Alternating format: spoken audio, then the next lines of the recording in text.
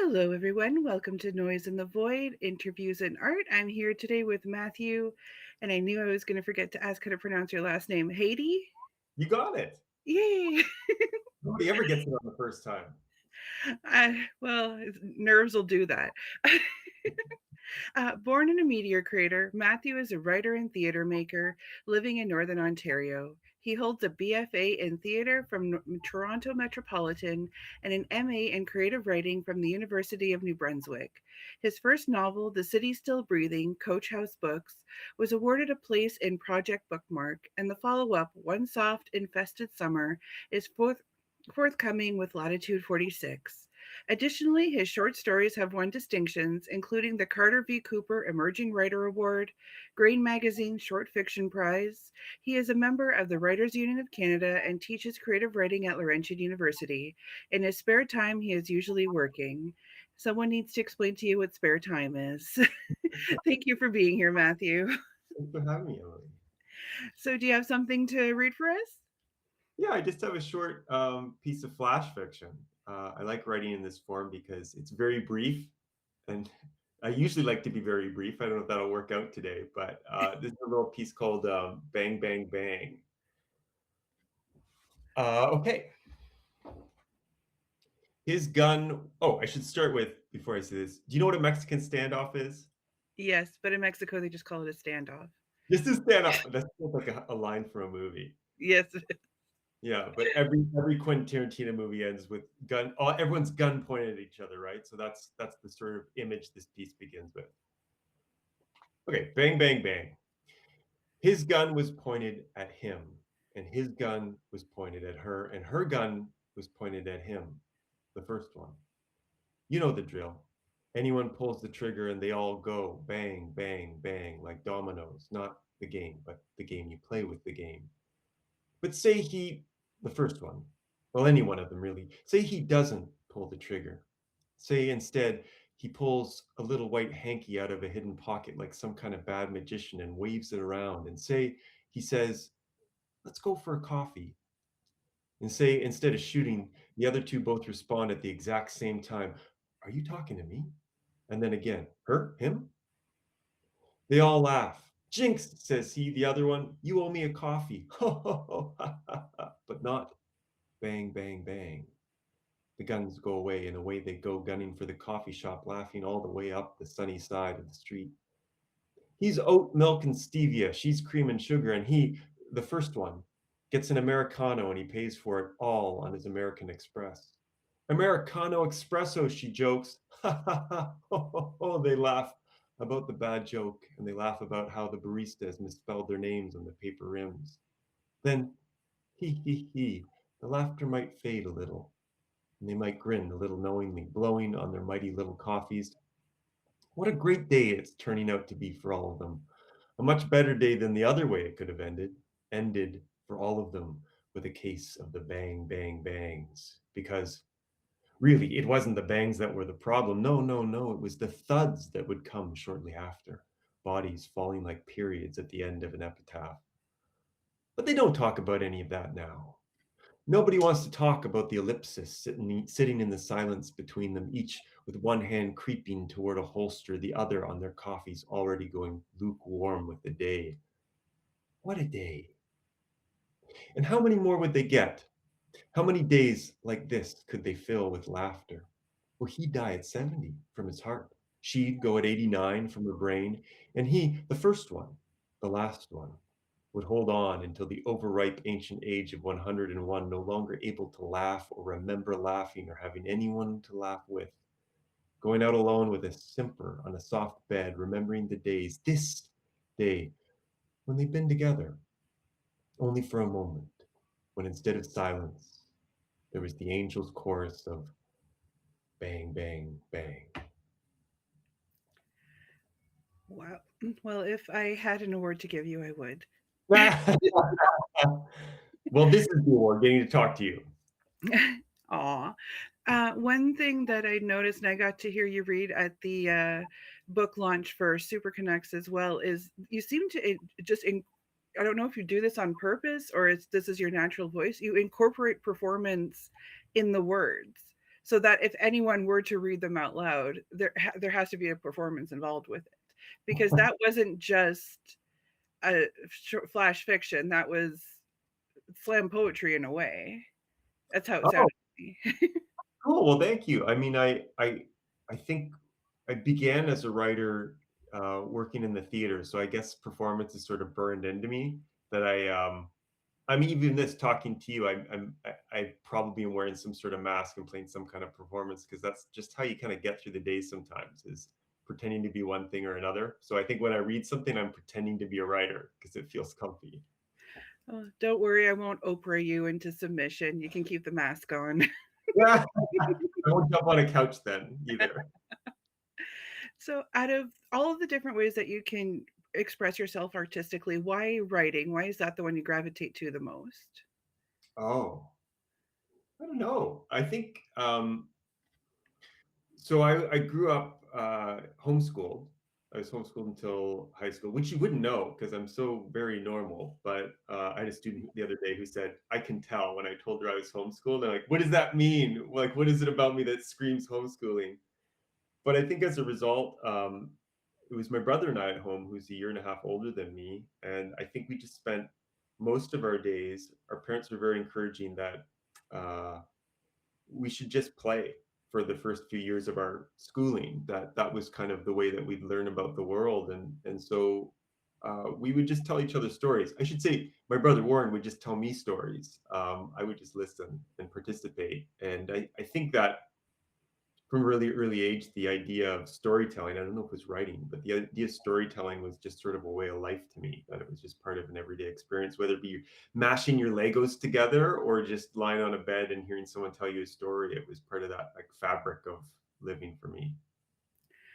Oh, I unfortunately can relate, but only as the parent. So I homeschooled my son for a while, and his math was never really good, but he can totally tell you the queer history of zines in Toronto. So, Oh, that's somehow more important to me, I think.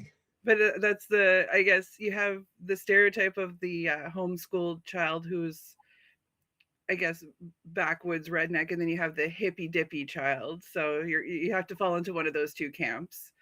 Oh So gosh. I've pigeonholed you. Oh no. Maybe I fall somewhere in between. I don't know. Uh, yeah, I think normal is boring, and I think putting people into categories is boring too. You can try, and it helps define the world, but in the end, why bother? Yeah. Well, I think we do like to fit into boxes in society and belong to clubs, right? And I know there's that Groucho Marx quote about clubs, but I've never really wanted. I shouldn't say that. It feels wonderful to belong, but I've always feel like I don't in any situation. I always feel a little bit like the sore thumb, and I don't trust groups of people together often. They always seem to be up to something. And if they only knew what you were up to when you're alone. Maybe, I guess. Can I ask why you homeschooled your son? Was it a good Um, thing? First, well, we did about because of COVID, but it initially started because he was severely bullied in school, Hmm. and the teacher said because there was no proof, they couldn't penalize or even talk to the person who started it because he came home with red marks around his neck where he was choked. Oh So, my. and he refused to go back to school. So I said, okay, I'll keep you home. And I never wanted to homeschool because I'm bad at it, but it worked out in the end. Well, it sounds like you learned some pretty important things. The long pause is awkwardness, if for the radio listeners. Yeah. But this is about you. Hmm. So, does your acting cross over with your writing? Do you feel that you'll write certain scenes because you would think, if someone is walking through this scene or speaking in this way, I have to phrase it in a certain way?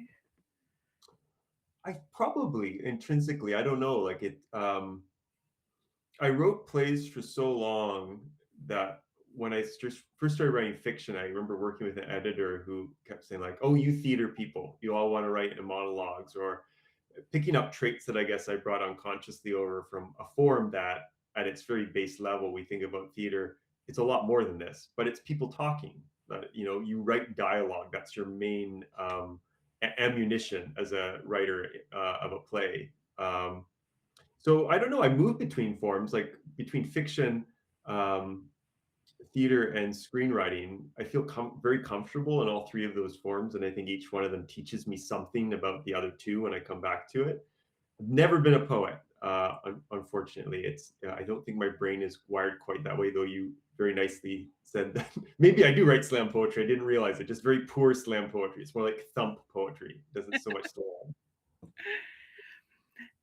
Well, I would assume that with dialogue, there has to be almost a gear switch when you're writing it between a play and a book, because I find that the dialogue that I write in a novel is not nearly close to what people actually say in real life.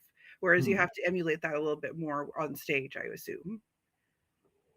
Yeah, I mean, it certainly helps being. They say like all writers are observers. Like you are constantly watching other people and listening to them. And I think, a conversation on a bus can teach you a lot about how human voices work. And when you're writing characters, especially in theater, you have to trust the actors to sort of take your mechanical wooden dialogue and turn it into something real. So I think other human beings can teach you a lot about how we speak and how we communicate. And sometimes you want it to be realistic, but sometimes when you write, you want it to be something really other than realistic. So I think knowing both how human voices work and maybe how they don't work sometimes are important lessons. Well, a few beats ago, you had separated out playwright from screenwriter. Is there much of a distinction in how you would write both of those forms? Yes and no. I mean, I try to tell my students all the time. I'm teaching an intro to writing class right now. We work in creative nonfiction, fiction, drama, and poetry. We move between these four forms throughout the year. And what I always try to tell them, because I know we tend to silo in the arts. Like a poet sometimes thinks themselves as a poet, and that's what they do.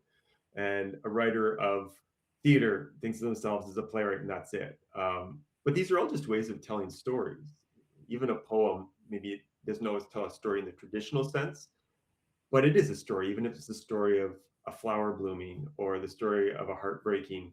That's a narrative of a kind. And so I do think at its very fundamental level, they're all the same thing. They're all ways of communicating with a person and having something to say. But when it comes to mechanical forms, yeah, like what film does really specifically well is it shows you things. It's image at its heart. You could say drama at its heart is the human voice, and fiction at its heart may be, well, it's kind of all of the above, right? It gives you much wider angle. But I do think there's way more overlap than we think about. A story is a story is a story. I like that. Um, what is your process? Are you sit there and write from beginning to end? Do you need to mull over your ideas? How do you go about it?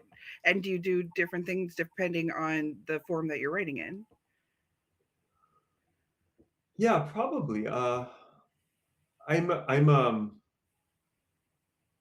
to think of the right term. I guess when you said originally, I need to learn how to what spare time is.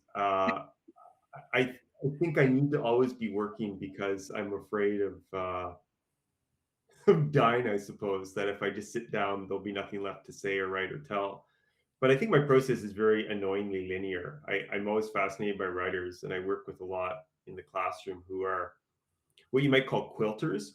They write in patches all over the place. It might not be the beginning they start with. They might have a flash of another idea over there. They're reaching out and grabbing.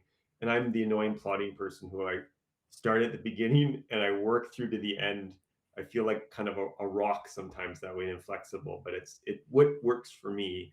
Um, and I find like I just have to put steady time into it every day. I don't have room in my life anymore to wait for the spirit to move me. I love the muse, it's a great idea, but there comes a point, I think, in your writing career when it's work in the best sense of it, that you need to put your head down and lean into it and roll the boulder up the hill. No one else is going to do it for you, and inspiration isn't going to come and throw the boulder over the hill for you. And how do you get over that feeling? Because I've had it too. And I don't have a good answer for this, that I'm never going to have another good idea.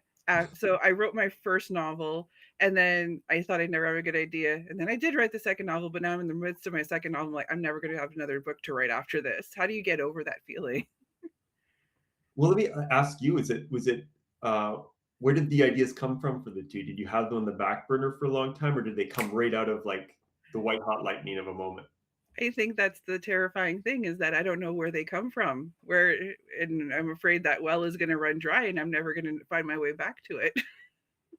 I think if you have one brilliant idea, like there's a good a good expectation that there's a limitless amount of great ideas behind it, right?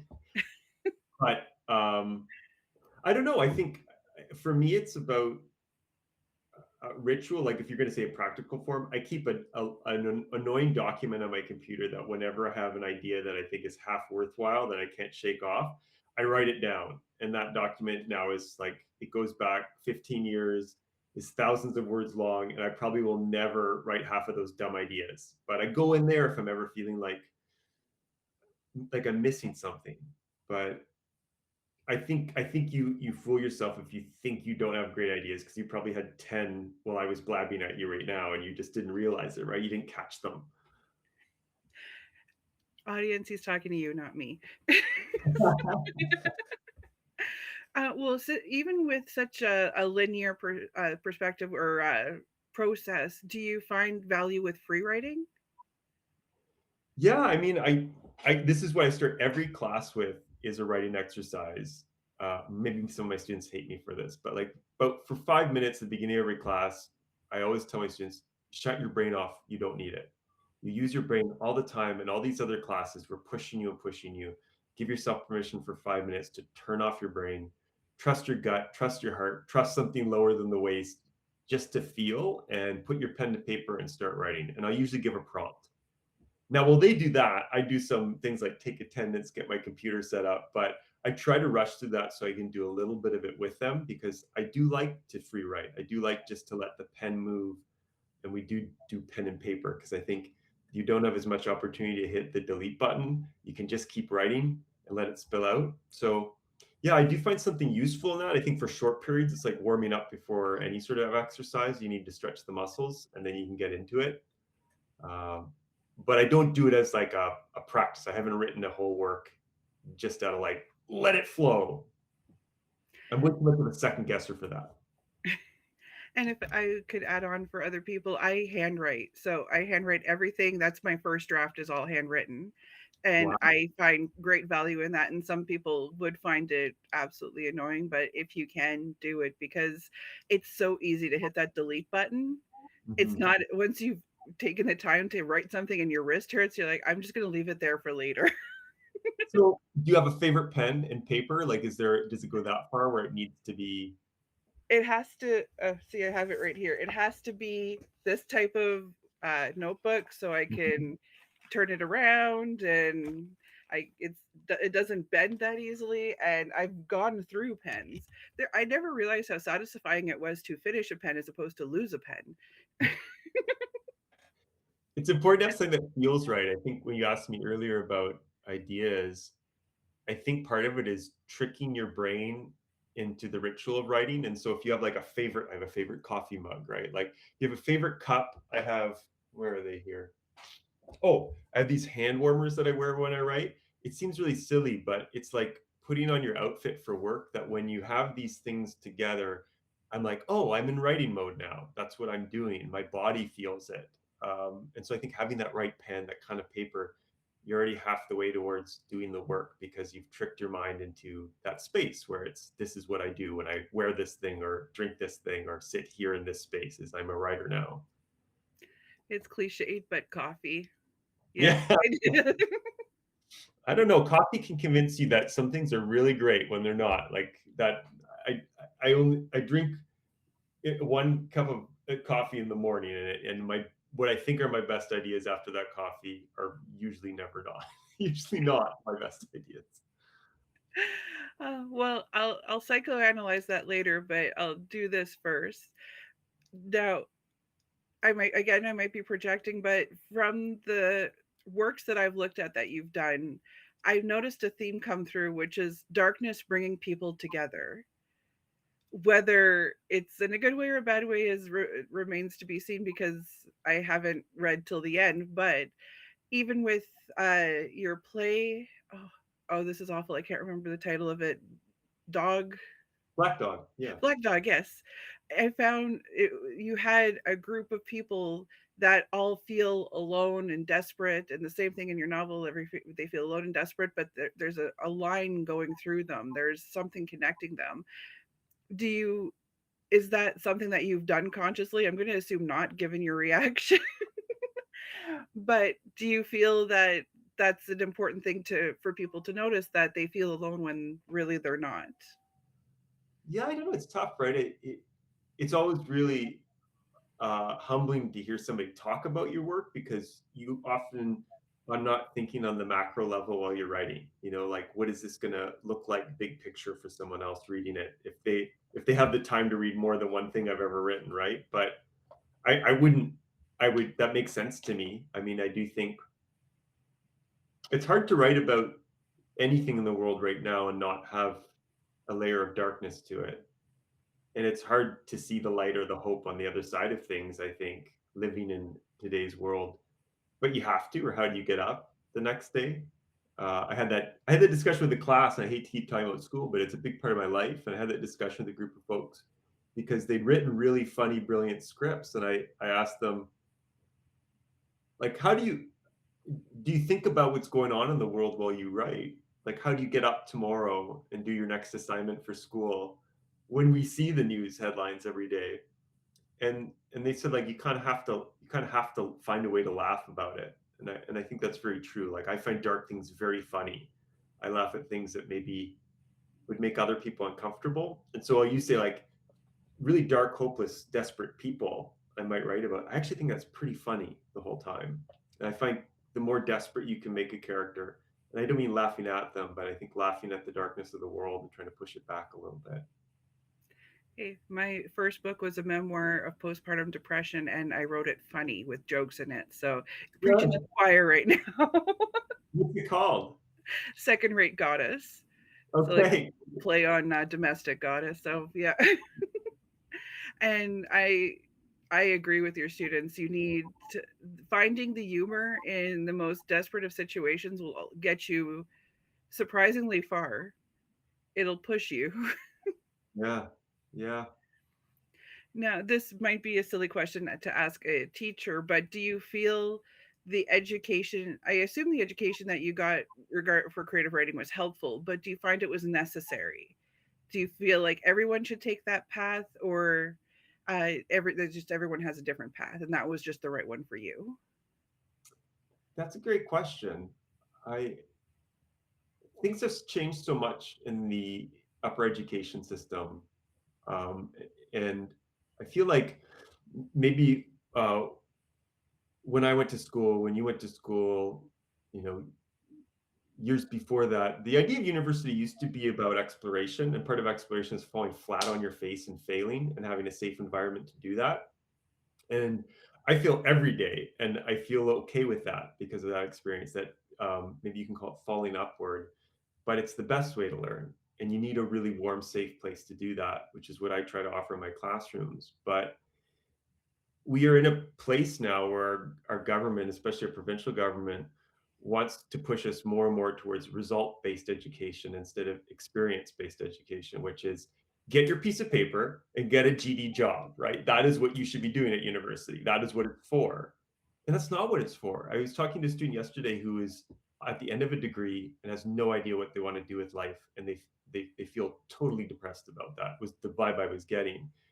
And I think we both felt better about it after the conversation that I said, you don't come to university with a fully formed idea in place. I mean, that's great if you do, but you come to university to kind of get undone and put your life together piece by piece. Um, and sometimes you do that by figuring out that you don't like what you're doing and you hate this degree and you want to do something else.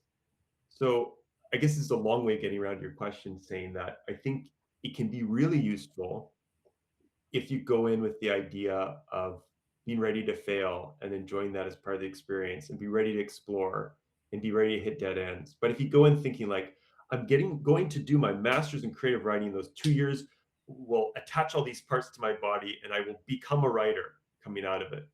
It's not a results based approach. And I think that's a completely wrong headed way of thinking about education these days. But I do think there's a lot to offer there.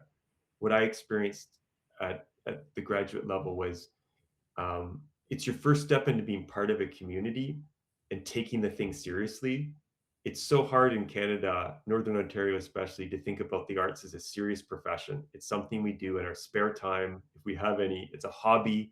It's something that if you tell people you do, they go, "But what's your real job?" So part of pursuing that, I think beyond an undergrad is taking it seriously for yourself.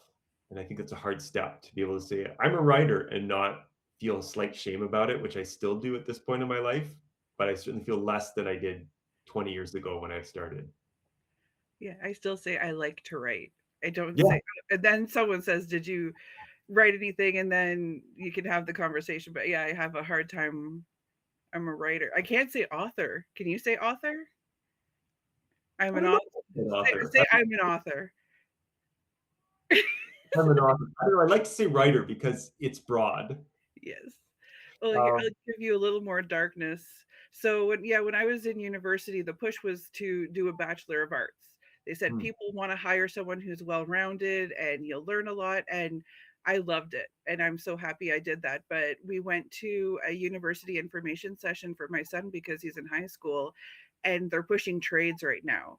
They said, don't go to university. University is going to get you nowhere. And they were showing how expensive it is. They said, do a trade and do your co-op in high school and then get out and get a job. And that's the push right now. And it made me really sad. And there were some kids in that class who looked kind of like someone crushed their dreams a little bit. hmm. And you should never do that. You should encourage whatever somebody's passion is. And if it's a trade, encourage that. But don't steer the person who has the secret passion to go be a ballet dancer into like, yeah, go do this instead, because the thing that you want to do will never make you a living. Like if you chase what you love doing, you will find a way to live with it. Yes, and even if it is something that you do on the side, you this is what I always say is that you'll some people try to find fulfillment in their jobs in their everyday lives. If that works for you, do it. That never worked for me. My job was my 9 to 5, then get out of there. And what I did for me, which was writing, reading, all that stuff, that was what fulfilled me. Hmm. So you can have both. You don't necessarily have to give up one for the other. Well, it sounds like you're giving your son a good balance to be supporting. If he's interested in trades, great. If he's interested in something else, great. I think that's the best way to do it. Well, thank you. I only show my best foot forward when I'm with someone else. So Well, I think that's expected at all. We're always on our best behavior in public, right? But that doesn't mean our private behavior is bad. It's just more vulnerable. now, this is a bit of a two-in-one question. So, if someone were to come to ask you how to get started, what would you tell them, and why would it be literary journals? Because that is something that is obviously. Like, I looked at your CV. You've been in quite a few literary journals, and people tend to forget that's a great place to start. Yeah, I mean, usually towards the end of the term with my classes, we have a discussion about what's next. Like, what's the next step? If you like this, if you like taking one class in it, it's turned something on, and you wrote one story, you're keyed up. What do you do next, right? And I think if you don't, as maybe you found out too, if you don't have the pressure on yourself to create, there's always something else to distract yourself with. My house needs cleaning. I need to go do this thing. Anything is more important than the thing that you love because nobody else is going to pull it out of you, right? Nobody is knocking on your door and be like, "Where's your next story?"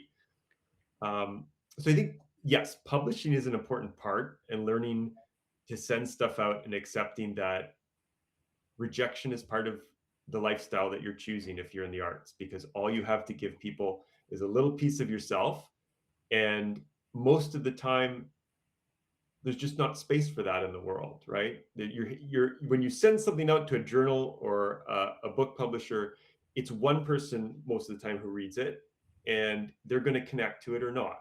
And so I think the first thing you have to do is sort of separate yourself from the work. The work is something separate from you that you're putting out in the world, and then the rejection doesn't hurt as much. But I think even before that, before you start entering the world of submission, rejection, and journals and magazines, and moving onward to book publication, is just finding a community. And I mean, I think we feel that when we go out to reading, like we were at a few weeks ago, that like there's a group of writers here in the city that you can rub elbows with and go to readings or go to a festival or start your own writer's circle, even better. Get some friends together to share the responsibility of writing once in a while, of sharing work and talking about it. And I think that's the first step in making it a valid, serious part of your life, is sharing responsibility with a group of like-minded people. Publication, yes, is a step after that, but make sure it's not a lonely experience first. I've done a few interviews now, and that's been the one commonality between all writers is to find community. And I hated that that was true, honestly, because I've not. I like to think of myself as quite introverted, but the minute I started with my writing group, it was a whole new world, and so I highly recommend it. I think writers is in general are, I mean, we're solitary people by nature. You want to think that you can wiggle your fingers or move your pen and create some sorcery and witchcraft, and that's enough in the world that the great book will win. But there are a lot of great writers out there, and not every book is going to get published. So part of someone connecting to your work is becoming a person in the world and not just a person in your attic, which I say because I usually write in my attic upstairs. So, yeah, you have to get out there in the world and connect to people so that your work can connect to people. I'm glad you said you chose to be in the attic and it wasn't a Bronte story Yeah. coming out. Well, with me, it'd be more of a VC Andrews story, but okay. I like a good trashy book once in a while. Oh my god. Okay, really side tangent. So her there was a book that came out called the VC Andrews story, and I bought it, and I usually don't buy hardcover books that are that expensive, but I love she's so close to my heart.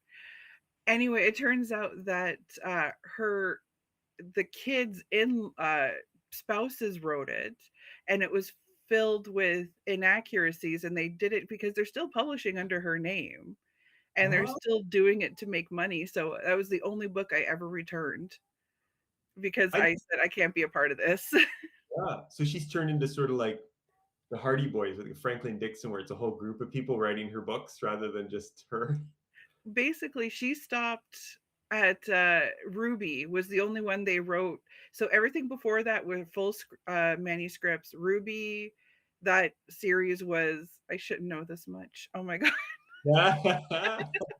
But at Ruby, they wrote based off of notes. I'm okay with that. Get a ghostwriter. She had enough notes. Everything after that were ghostwriters, and they're still there. And she passed away in the 90s. Holy cow. So most people don't even know this. Just like, I got the new VC Andrews book. This woman has been dead 40 years.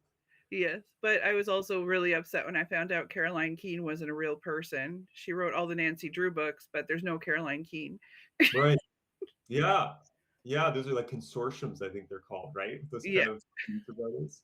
That's too bad. I read the first one. I had a girlfriend in high school, and on our first date, we swapped books. And she gave me Flowers in the Attic. I gave her some like immensely long fantasy book I was reading that she didn't read at all. But I read all of Flowers in the Attic in like an afternoon because I was like, what is this? So I think it's really important to be genre agnostic when it comes to reading. We can be so sneery in the literary arts that like sneers people that read literary fiction or can lit, and we have to sneer at everything else that's genre fiction. And I like it all. A good story is a good story. It doesn't matter the coat it wears. Oh yeah, there was book drama on TikTok a couple of months ago, where this woman posed with a stack of all the books she read that year, and it was 200 some, and people were snickering at the books that were in this pile, like, "Oh, that you didn't really read. Like, there's words on the page. She read it." Yeah. But yeah, I couldn't believe it. I agree. Like I know you will have genres that you like more than others. Yes, but don't outright dismiss one and tell other people they can't read it. Like it's just ridiculous.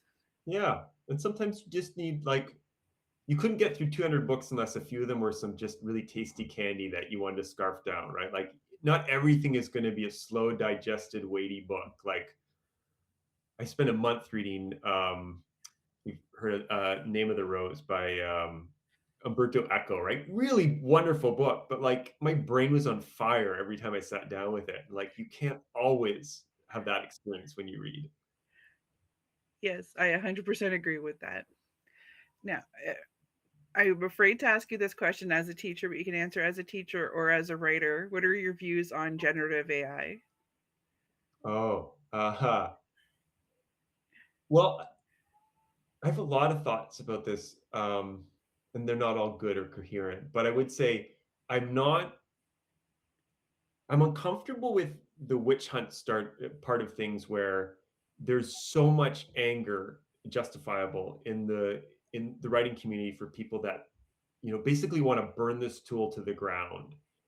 And I'm cautious about that. I'm also cautious about seeing it used in any creative way at all because there's so many issues with that. But I just want to start with that. It's not going away. It's not going to disappear. And by covering our eyes and burying our heads in the sand or trying to lob fireballs at it won't make it go away. So we have to find a way to live ethically with it beside creative work. So I've started to do, because we obviously see this a lot in the classroom, right? Students make this decision to use this thing because if you've interacted with the tool at all, ChatGPT, for example, it constantly wants to do your work for you if you start to use it. If you ask it a question, would you like me to write a draft of that for you? Would you like me to do that for you? It is so easy to just give over control to it. And so I guess my framing for it with students when we have the talk, which we now do at the beginning of term, is to say, we have to approach this as a tool. And if you let a tool use you, it will use you and shape you to it. So we have to find a way to use the tool and stay in control of it. And the first part for me that begins with is you can set up your parameters with ChatGPT, and I use it mostly as an educational resource to know how my students are using it. And you can define your parameters. I've asked it, you are not allowed to do any creative work. You cannot do any writing for me. So you can set up rules like that. And part of this is not me trying to say this is how people should use it, but it's to frame that idea that you need to get your hands around the thing to figure out how you can use it and control it so it doesn't start controlling you in your work. Because the minute you do, it swallows your voice. Like it, we look at passages in class together, and I let my students, without sort of prefacing with it, which why is AI bad? I say that's not what this discussion is about. I want us to look at what we honestly feel about this work that is generated. So I use a prompt that I might for a classroom assignment, and we look at a piece of text together, and I let them do all the talking about it without sort of framing it. And they bring up a lot of the issues right now about the kind of bland, lifeless writing that it tends to want to deliver. But it's not always going to be that way. It's going to get better and better, and so on and so forth. So at some point, we have to decide what we really want out of art. What is it that our experience of a person picking up a book or looking at a piece of artwork or flipping on a film, what is it that we want out of that experience? And I don't know how to answer that yet. The fact that so many people get angry when they find out that a book has been written by AI gives me hope because it means that they want that connection with the writer. They Mm-hmm. don't want the intermediary. And this is my positive prediction for the future is the creative part of AI is going to tank like NFTs tanked, and the tool part of it is going to get revived, and they're going to find better ways to use it as a tool, which was what it was supposed to be for in the beginning. I don't know who thought, you know, making silly videos of eight-armed people was you know the need for this amazing piece of technology. Mm-hmm. I hope you're right. Like I do think part of this, you have to look at silver linings sometimes. I'm not happy AI is here in the way it is so quickly and so ubiquitous, but it's forcing us to make choices.